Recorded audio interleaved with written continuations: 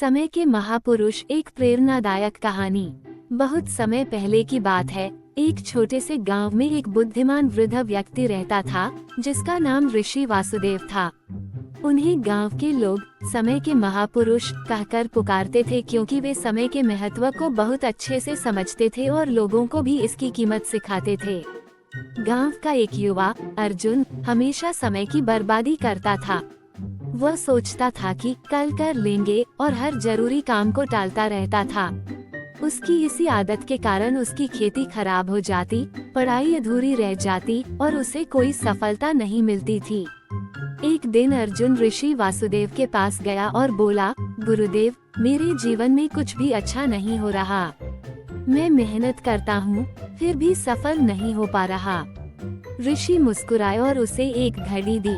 उन्होंने कहा, इस घड़ी को ध्यान से देखो और हर बीतते हुए सेकंड को महसूस करो। जब तुम समय की कीमत समझ जाओगे, तब सफलता खुद तुम्हारे पास आ जाएगी।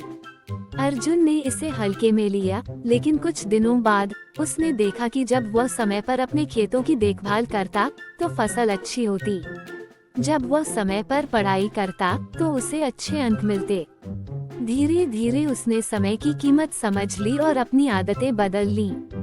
कुछ वर्षों बाद अर्जुन गांव का सबसे सफल किसान और विद्वान बन गया। उसने ऋषि वासुदेव को धन्यवाद दिया और कहा, गुरुदेव, आपने सही कहा था, जो समय की कद्र करता है, समय उसे महान बना देता है। शिक्षा। समय अमूल्य है। जो इसका सही उपयोग करता है, वही जीवन में सफल होता है।